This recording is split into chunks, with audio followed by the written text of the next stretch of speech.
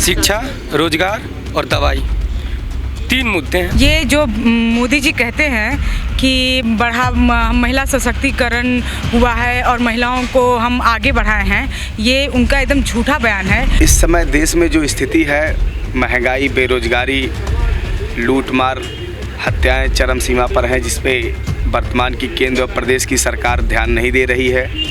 24 के चुनाव में जनता के पास जाने के लिए इनके पास कोई मुद्दा नहीं है, इसीलिए धर्म के नाम पर कहीं न कहीं देश की जनता को गुमराह करके चुनाव में आना चाहते हैं। सरकार फिसड्डी सरकार है, ये सरकार छात्र विरोधी सरकार है, ये सरकार आम जनता विरोधी सरकार है, ये किसी खास विशेष वर्ग के लिए काम कर रही है। और ये तानाशाही मोदी सरकार ने दिखाया। मोदी सरकार ने दिखाया कि अब रिलीजन आपका पर्सनल फेथ नहीं है, इंडिविजुअल फेथ नहीं है, स्टेट का फेथ हो चुका है। बेरोजगारी पे होना चाहिए इस देश में, महंगाई पे होना चाहिए कि जो गरीब लोग हैं और जो हम देख रहे हैं देश में लगातार महंगाई बढ़ रही है, उससे वो कैसे लड़ रहे हैं। पर जो पूरा माहौल है, इलेक्शन के अभी 3 महीने हैं लगभग, और पर आप पूरे देश में माहौल देख रहे हो, वो इस पे है कि मंदिर पे ही वो इस चुनाव को ले जाना चाहते हैं, क्योंकि बाकी सारे इंडेक्सेस पे वो सरकार फेल है। भारतीय जनता पार्टी जब सत्ता से हटेगी कहीं न कहीं, तब और देश और प्रदेश में जनता का भला होगा। नमस्कार, मैं हूं हयात अब्बास और आप देख रहे हैं 4 PM news network. Samajwadi party के अध्यक्ष अखिलेश यादव ने आज राम मंदिर प्राण प्रतिष्ठा पर जाने से साफ मना कर दिया है। उन्होंने कहा है हम ऐसी जगह क्यों जाएं जहां पर कोई रिस्पेक्ट ही ना हो। तो बात कर लेते हैं लोगों से, कैसे देखते हैं आप इसको? किस चीज़ को? अखिलेश यादव के इस बयान को कैसे देखते हैं कि जहाँ पे इज्जत ही ना हो वहाँ पर जाने से क्या ही फायदा है? भैया, आज राहुल गांधी जी की 12 जोड़ो यात्रा चल रही है। आपने देखा होगा कि वो मंदिर में जा रहे थे पूजा अर्चना करने, वो प्रॉपर एक प्रोटोकॉल में था, उन्हें रोक दिया गया। तो देश में कैसे जो है धर्म से लेकर राजनीति तक एक मोनोपोली स्थापित की जा रही है। शंकराचार्य के ऊपर कैमराचार्य हो गए हैं। तो इन तमाम सारे मसले हैं, आप देख सकते हैं। रामराज में क्या, एक हम BHU से आते हैं, वहाँ एक छात्रा के साथ छेड़खानी हुई, सामूहिक दुष्कर्म हुआ, भाजपा के 3 पदाधिकारी उसमें संलिप्त। 60 दिनों तक उनकी गिरफ्तारी नहीं हुई, बल्कि उन्हें भेजा गया कि अलग अलग जगह चुनाव प्रचार करो। वो आम कार्यकर्ता नहीं थे, उनके फ़ोटो स्मृति ईरानी, नरेंद्र मोदी, योगी आदित्यनाथ सभी लोगों के साथ हैं। तो रामराज में तो हमें उम्मीद नहीं करते हैं ना भैया। जो हमारा पुराना दिन था ना, वही बेहतर है, जो लोकतांत्रिक दिन है, जो सबके सवाल है। आपने राहुल गांधी की बात करी, मंदिर में उनको जाने से रोक लिया गया, क्यों? वजह क्या है, क्यों मंदिर में नहीं जाने देना चाहते हैं? जबकि आज तो प्राण प्रतिष्ठा हो रही है, जब प्रधानमंत्री वहाँ मौजूद हैं तो कोई भी मंदिर में जा सकता है, हक है। नहीं, प्रधानमंत्री तो वहाँ मौजूद ही नहीं है। भारत जोड़ो यात्रा अरुणाचल प्रदेश में है। मैं अयोध्या की बात कर रही हूँ, वहाँ जब वो खुद पूजा कर सकते हैं तो असम में उनको क्यों रोका गया राहुल गांधी को? ये तो भाजपा वाले को जवाब देना चाहिए इस पे, कि कोई भी व्यक्ति जो पूजा पद्धति में भरोसा रखता है, जो पूजा पद्धति को कर रहा है, जो अपनी ईश्वर में आस्था रखता है, अपनी आस्था व्यक्त कर रहा है, उसे किस नैरेटिव के तहत रोका जा रहा है? क्या मतलब इस देश में एक ही व्यक्ति को पूजा करने का अधिकार है, और हर वो व्यक्ति जो विरोध कर रहा है, चाहे शंकराचार्य ही क्यों ना हो, उसे जो है हिंदू विरोधी, तो लोकतंत्र विरोधी तमाम तरह के आप करार देते हो? क्या आप सर्टिफिकेट देने वाले हो गए हो कि शंकराचार्य को ही बताओगे कौन हिंदू है कौन बुरा है? ये सब पॉलिटिकल हिंदू है। मैं बनारस में पिछले 6 सालों से हूँ। आप जब आप देखेंगे ना, तो लगभग 200 से अधिक शिवलिंगों को तोड़ा गया है। किसी हिंदू से पूछ लीजिए, क्या वो शिवलिंग पे हथौड़ा मार सकता है? क्या उसकी हृदय कहती है? क्या नहीं कहती है। तो ये राजनीतिक हिंदू है, इनका हिंदू से कोई मतलब नहीं है। बस इनका एक एजेंडा है, एक मॉडल है जो देश भर में ले जाना चाहते हैं, और अपनी तमाम सारी जो बुराइयां हैं, जो तमाम सारी कमियां हैं, उसको ढकना चाहते हैं। चाहे वो रोज़गार का सवाल हो, शिक्षा का सवाल हो, महंगाई का सवाल हो, या फिर जो भी सवाल हो, बुनियादी लोगों के सवाल हो, उस सब पे चुप रहना चाहते हैं और देश को बस एक मॉडल में बांटना चाहते हैं। आप कैसे देखते हैं इसको? आज राहुल गांधी की यात्रा, जिस तरह से वो मंदिर में जाना चाहते थे, उन्हें रोक लिया गया है, कैसे देखते हैं? देखिए, ये दिखाता है कि जो वहाँ पे असम में हेमंत बिस्वा शर्मा की सरकार है, वो कितना डरी हुई है। राहुल गांधी जिस दिन यात्रा एंटर की असम में, उन्होंने असम के जो वर्तमान हालात हैं उसमें उन्होंने कहा कि यहाँ पे सबसे भ्रष्ट सरकार चल रही है। यहाँ का जो मुख्यमंत्री है वो वन ऑफ द इंडिया का सबसे भ्रष्ट मुख्यमंत्री है। और यात्रा में आपने देखा पिछले 2 दिनों में लगातार पथराव हुए हैं। लगातार जो है, कल कांग्रेस के जनरल सेक्रेटरी ऑर्गेनाइजेशन की गाड़ी को तोड़ा गया है, NSY और यूथ के जो लोग हैं उनकी गाड़ियों को तोड़ा गया है। और आज फिर जिस मंदिर ने मठ ने उनको खुद इनवाइट किया था विजिट के लिए, उसी की तरफ से कल रात एक स्टेटमेंट आया कि भाई आप हमारे इस मठ में मत आइए, जो दिखाता है कि वहाँ की सरकार लगातार प्रेशराइज कर रही है और वो लगातार इस यात्रा को भी डिरेल करने की कोशिश कर रही है और पूरे असम में माहौल कम्युनल बनाने की कोशिश है। मंदिर में जाने से क्यों रोका जा रहा है, वजह इसकी क्या है? मंदिर तो कोई भी जा सकता है। जैसा कि राहुल गांधी ने खुद ही कहा कि लगता है इस देश में एक ही व्यक्ति को मंदिर में पूजा करने की जो है इजाज़त है और वो नरेंद्र मोदी है। 3 बजे जैसे उनसे कहा गया कि 3 बजे के बाद आप जो है इस मंदिर में जा सकते हैं। वो मंदिर खुद खुला हुआ था, सारी पब्लिक जा रही थी, पर उसमें उन्हें ही रोका गया। बाद में उसी मंदिर में कांग्रेस के वहाँ के जो खुद स्थानीय सांसद हैं गौरव गोगोई और स्थानीय विधायक 2 लोगों ने जाके पूजा की। जब वो दोनों लोगों को अलाउ कर दिया तो राहुल गांधी को क्यों नहीं किया, ये खुद में एक क्वेश्चन है। और ये दिखाता है कि जो पूरी बीजेपी है वो इस बात पे लगी है कि मंदिर का जो उनका नैरेटिव है वो ये शो करे कि भाई मंदिर जो है वो हम हैं मंदिर वाले और बाकी सब लोग जो है मंदिर विरोधी हैं, या वो आप लोगों की धर्म और आस्था का रिस्पेक्ट नहीं करते हैं। एक यूथ हैं आपको क्या लगता है 24 में किस मुद्दों पर इलेक्शन वोट होगा?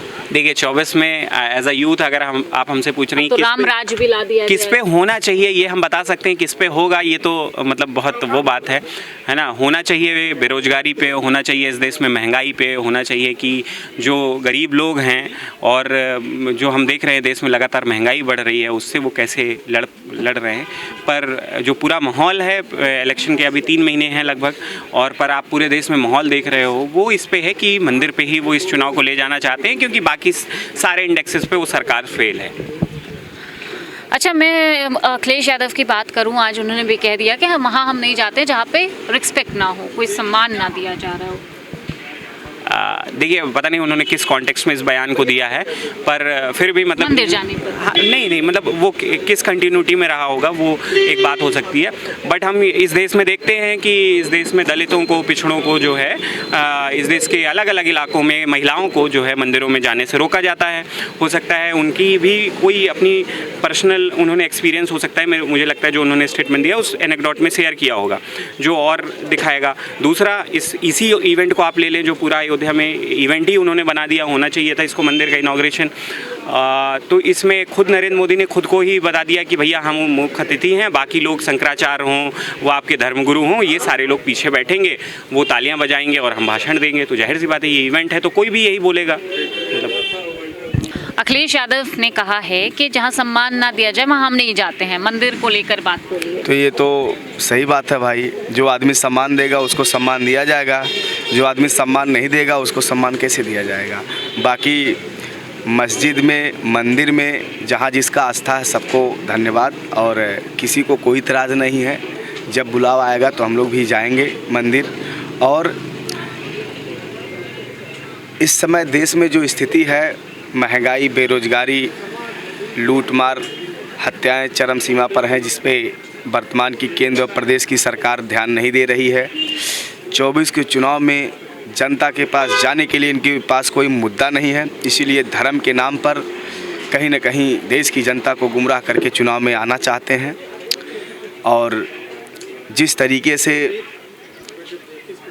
10 साल केंद्र सरकार हो गए, 8 साल उत्तर प्रदेश की सरकार हो गई है, लेकिन आप देखिए अभी उत्तर प्रदेश में पुलिस की भर्ती के फॉर्म निकले थे, 50 लाख आवेदन हो चुके हैं, 2000 करोड़ केवल फॉर्म से सरकार ने पैसा कमाया है। अभी कोई गारंटी नहीं है कि ये भर्ती होगी कि नहीं होगी। तो कहीं न कहीं आने वाले चुनाव में इंडिया गठबंधन से भारतीय जनता पार्टी पूरी तरह डरी हुई है, और उत्तर प्रदेश में माननीय अखिलेश यादव जी इसका मुकाबला करके 80 की 80 सीट इस बार हर हाल में जीतेंगे।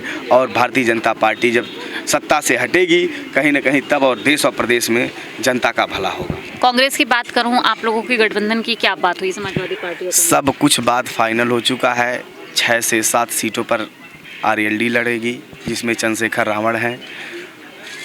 10 से 12 सीटों पर कांग्रेस लड़ेगी। 60+ 60 सीटों पर समाजवादी पार्टी लड़ेगी, और हम लोग मिल करके 80 की 80 सीटें चुनाव में जीतेंगे। राहुल गांधी मंदिर जाना चाहते थे लेकिन उनको रोक दिया गया, जिसके बाद उन्होंने धरने में बैठे लेकिन फिर आगे चल दिए। क्यों उनको मंदिर जाने से रोका जा रहा है? आज अयोध्या में प्राण प्रतिष्ठा चल रही है, तो क्या सिर्फ मोदी जी का ही हक है मंदिर जाने? नहीं, देखिए सबसे पहले तो ये देश की दुर्भाग्य की बात है कि रिलीजन लोगों का पर्सनल फेथ ना हो कि स्टेट का फेथ बन चुका है। और ये तानाशाही मोदी सरकार ने दिखाया।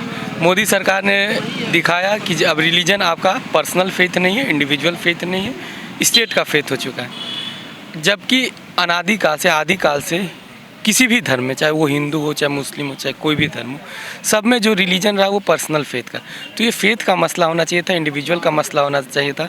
लेकिन आपको पता है कि ये सरकार ने पूरे रिलीजन को एक टूल बना दिया है, जिसके जरिए स्टेट पे कब्जा करना चाहते हैं, जिसके ज़रिए ये सत्ता को हासिल करना चाहते हैं। और ये वाकई में सबके लिए खतरे की घंटी है। लेकिन लोग इसको क्यों नहीं समझ पा रहे? क्या वजह है जो अवेयर नहीं हो पा रहे लोग? ये धर्म के नाम पर धर्म के नाम पे लोगों को इनका मुद्दा क्या रहा? ये तो एक आंदोलन के जरिया है ना। राम हमारे आस्था के विषय थे, किसी भी व्यक्ति विशेष के लिए। इन्होंने ये राज्य का विषय बना दिया। अब जब राज्य का विषय बना दिया तो लोग क्या करें? लोग डर रहे हैं अब कुछ बोलने से। उन्हें डर लग रही कि कल हम लिंच ना हो जाए यदि हम अपना असहमति दर्ज कराएं किसी के लिए। इसीलिए लोग नहीं खुल के बोल रहे हैं। और इसमें हमें नहीं लगती कि कोई वैसी बात है कि मतलब हमेशा से आपका भी कुछ धर्म होगा, आप अपना व्यक्ति विशेष किसी को मानती होंगी, सबका यही होता है। लेकिन ये दुर्भाग्य की बात है, फिर वही किसे व्यक्ति विशेष होना चाहिए था लेकिन स्टेट का पार्ट बनाया गया। नहीं होना चाहिए। 24 में एक युवा के तौर पे क्या मुद्दा आप देखते हैं? किन मुद्दों पे वोट करें? शिक्षा, रोजगार और दवाई, 3 मुद्दे हैं। हॉस्पिटल दीजिए, हॉस्पिटल इंफ्रास्ट्रक्चर नहीं है स्टेट के पास, एजुकेशन क्वालिटी नहीं है, यूनिवर्सिटीज़ नहीं है, यूनिवर्सिटीज़ दीजिए। 10 साल में कितना विकास हुआ? क्योंकि मोदी सरकार कहती है बहुत विकास हुआ है, सबका साथ सबका विकास, विश्व गुरु बन गए। नहीं, ये निहायत ही फर्जी तरीके की बात है। स्टूडेंट का कहाँ विकास हुआ?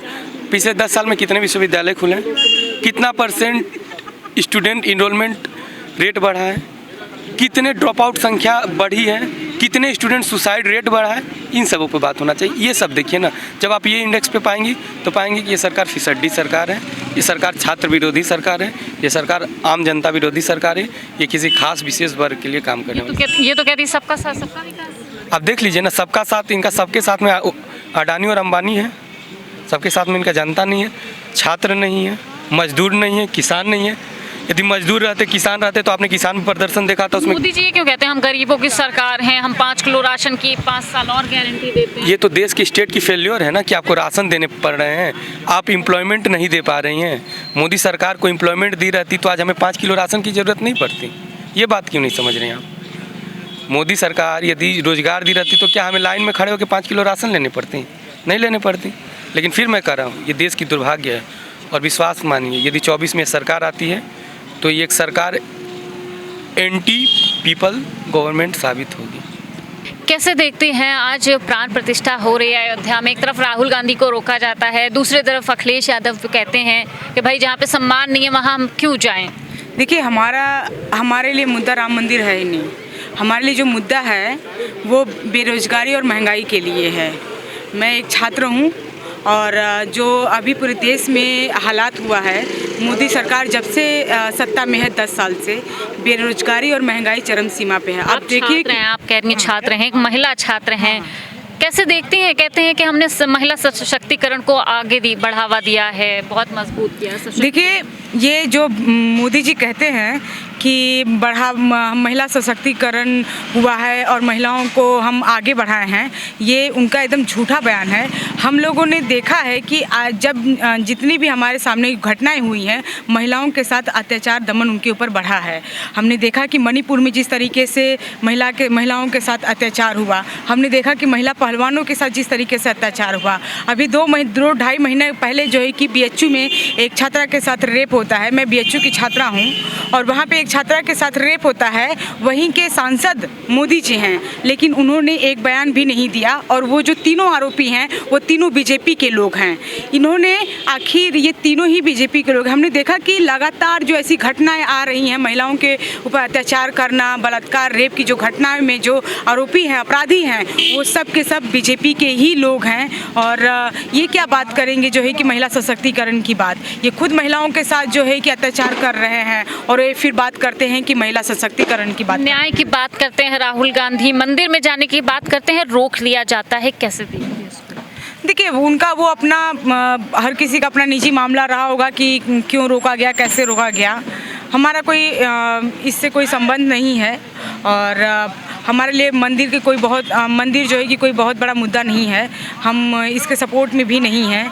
तो अगर उन्हें रोका गया है तो जिस तरीके से एक तो पूरा बीजेपी के लोगों की माइंडसेट है, जो इस तरीके से वो काम करते हैं कि वो ब्राह्मणवादी सोच के लोग हैं, वो मनुवादी सोच के लोग हैं। वो चाहते हैं कि एक खास कम्युनिटी के लोग रहें यहाँ पे, खास जाति के लोग रहें, तो वो उनको ही बढ़ावा देंगे। तो इस पर तो मेरा तो कुछ नहीं कहना।